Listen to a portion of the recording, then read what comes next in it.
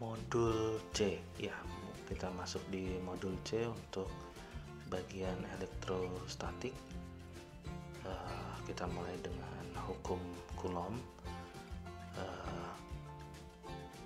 Nanti kita akan gunakan textbook yang berbeda dari segmen video-video sebelumnya.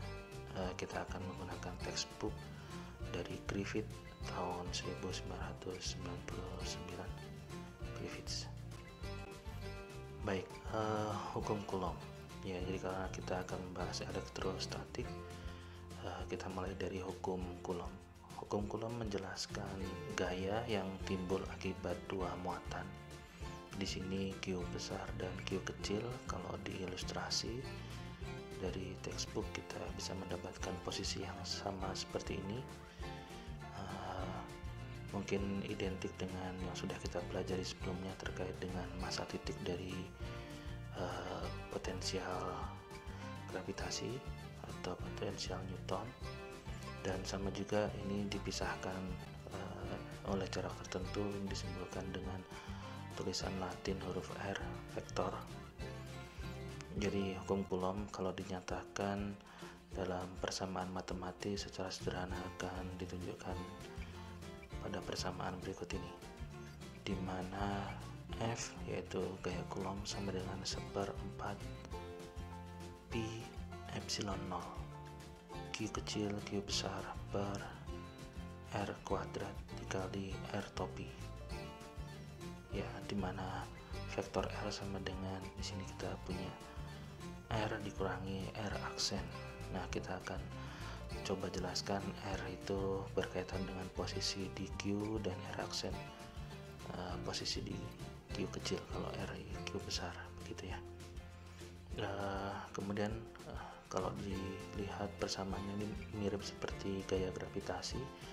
Kalau sebelumnya kita punya gamma sebagai konstanta, di sini kita punya konstantanya adalah 1/4 pi epsilon 0, dengan epsilon 0 sama dengan 8,85 kali 10 pangkat minus 12 Coulomb kuadrat per Newton meter kuadrat, di mana epsilon 0 itu adalah permittivity dari ruang hampa, begitu ya, ruang vakum ya, pada satuan SI ya. Ini satuannya Coulomb kuadrat per Newton meter kuadrat ya. Secara umum kalau kita coba lihat terkait dengan permittivity, di sini adalah kemampuan dari suatu bahan untuk menyimpan energi listrik pada suatu medan listrik. Kemudian beberapa catatan lagi. Ini gaya Coulomb akan tolak menolak jika Q kecil dan Q besar memiliki tanda yang sama, bisa sama-sama positif atau sama-sama negatif. Gaya Coulomb akan tarik menarik jika Q kecil dan Q besar memiliki tanda yang berbeda. Jadi muatannya memiliki tanda yang berbeda, bisa plus dan negatif atau sebaliknya negatif dan positif. Nah, mungkin ini adalah karakteristik yang mungkin tidak ada pada saat graviti, karena kalau kita mempertimbangkan muatan uji massa uji, ini berbeda dengan muatan, karena muatan bisa positif atau negatif, tapi kalau massa mungkin akan cenderung positif dengan positif. Jadi kurang lebih ini yang sedikit berbeda. Ya, ini tadi mengingatkan lagi dari yang sudah kita bahas sebelumnya terkait vektor, karena kita sebelumnya juga belajar vektor. Jadi beberapa hal yang sudah kita pelajari akan kita gunakan lagi mulai dari yang dasar. Tadi sudah kita sampaikan bahwa kalau kita punya Q kecil posisinya di R aksen dan Q besar misalkan posisinya di R.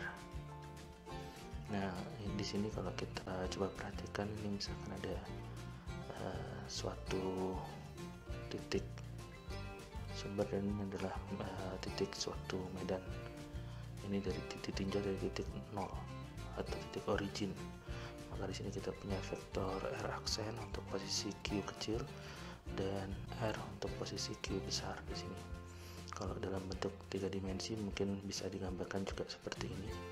Dan R itu kalau kita punya koordinat polar dan juga kartesian kita bisa hubungkan untuk vektor r, x, y, dan z.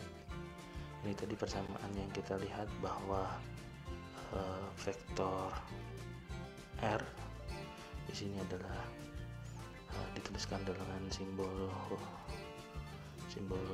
Latin begitu ya, angka Latin huruf r. Di sini sama dengan r minus r aksen.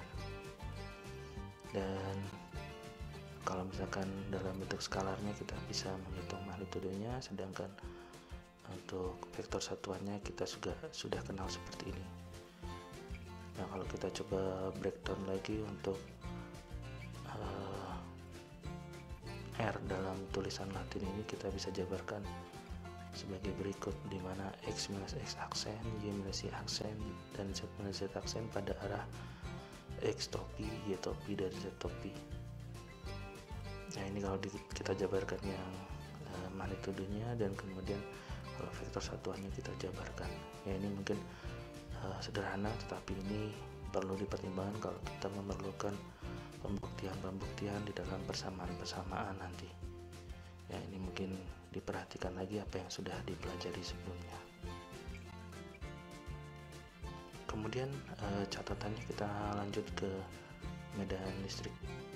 Medan listrik E dari beberapa sumber muatan merupakan suatu fungsi terhadap posisi R. Jadi kalau misalkan kita punya beberapa sumber muatan, tadi kan kita tinjau hanya satu muatan, misalkan di sini ada Q1 dan titik Q besar atau P begitu ya. Nah, di sini ditunjukkan dengan P. Nah, kalau kita punya beberapa titik, maka kita menyebutnya ada beberapa sumber muatan. Kemudian medan listrik adalah suatu besaran vektor yang bervariasi dari titik ke titik dan ditentukan oleh konfigurasi dari sumber muatan. Jadi konfigurasinya nanti seperti apa? Apakah dia dalam bentuk garis, volume, atau dalam bentuk permukaan. Kemudian medan listrik E sebagai fungsi R adalah gaya persatuan muatan yang akan diberikan pada suatu muatan uji di posisi P. Misalkan di posisi P tadi kita punya Q besar. Pada konteks teori potensial, kita bisa menggambarkan medan listrik E sebagai entitas fisika yang nyata mengisi ruang di sekitar muatan listrik. Ya, ini catatannya kita sudah baca, dan kalau kita punya beberapa muatan seperti ini, kita bisa menghitung gaya Coulomb. Itu merupakan totalnya, gayanya adalah gabungan antara gaya Coulomb akibat muatan 1, muatan 2, dan seterusnya. Jadi ini superposisi kita tambahkan dan kita jabarkan dengan ini adalah konstanta. Di sini tinggal Q1 kali Q besar per R1 kuadrat dikali R1 topi dan seterusnya. Di sini tinggal kita punya Q2 dan R2. Oke, jadi secara umum kita nanti akan punya bahwa F itu sama dengan Q besar dikali E, di mana E kita punya persamaan ini. Nah, E nya kalau kita coba jabarkan, E sebagai 1/4 pi epsilon 0 dikalikan sigma, karena ini penjumlahan dari beberapa muatan, dan di sini QI, maka ada I sama dengan 1 sampai ke N tergantung jumlah muatannya sebanyak N. Dan di sini juga RI kuadrat dikali RI topi. Oke. Kemudian untuk distribusi muatan yang kontinu kita akan lanjutkan, karena tadi kita membahas antara dua titik atau antara titik ke titik begitu ya. Jadi kita lanjutkan kalau misalkan muatannya itu distribusinya adalah kontinu. Definisi dari medan listrik pada slide sebelumnya diasumsikan bahwa sumber dari suatu medan adalah kumpulan muatan titik diskrit, maka kita sebutnya QI. Sifatnya diskrit. Nah, untuk muatan yang terdistribusi secara kontinu di beberapa wilayah, maka simbol sigma atau penjumlahan diskritnya menjadi integral. Jadi kalau kita punya sebelumnya persamaan ini akan menjadi bentuk seperti ini. Yang membedakan adalah sigma ini menjadi integral karena sifatnya kontinu, dan ini menjadi dq. Ini r topinya tetap, kemudian ri nya menjadi r kuadrat. Nah, dq ini adalah elemen muatan pada suatu distribusi. Kita akan lihat lebih lengkap distribusinya seperti apa. Mungkin kita juga baca catatan di sini. Harap perhatikan dengan seksama arti vektor r dalam formula ini sebagaimana yang sudah dijelaskan sebelumnya di vektor di slide sebelumnya tadi. Awalnya vektor r adalah vektor dari muatan sumber QI ke titik medan R.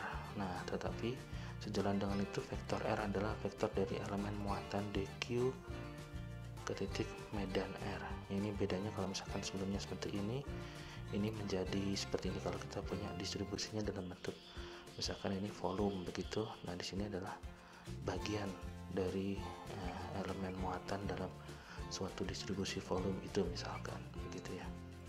Dan ini jaraknya ditunjukkan seperti ini.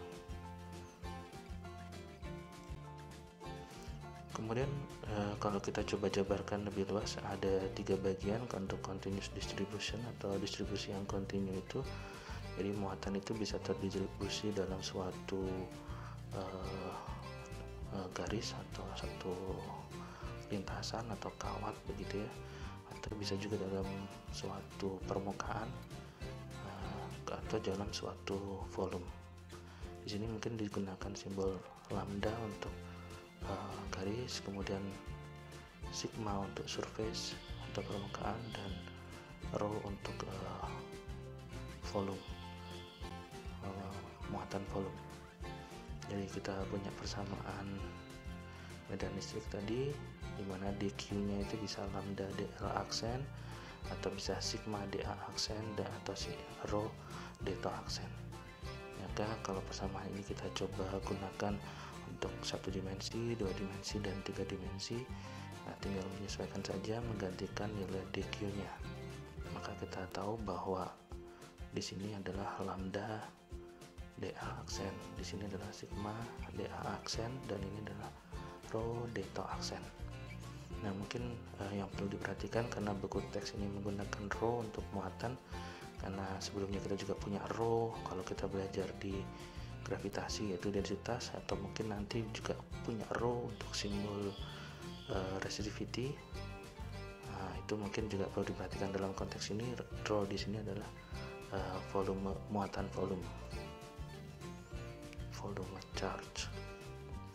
Oke, persamaan ini sendiri sering juga disebut sebagai hukum Coulomb karena muatan volume dalam arti tertentu adalah kasus yang paling umum dan realistis begitu ya, dan sering kita temui begitu.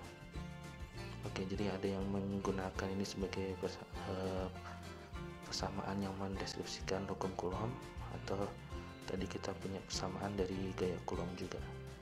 Oke, secara umum ini adalah yang paling sering ditemui atau paling umum atau paling sering dilihat atau paling bisa diamati begitu.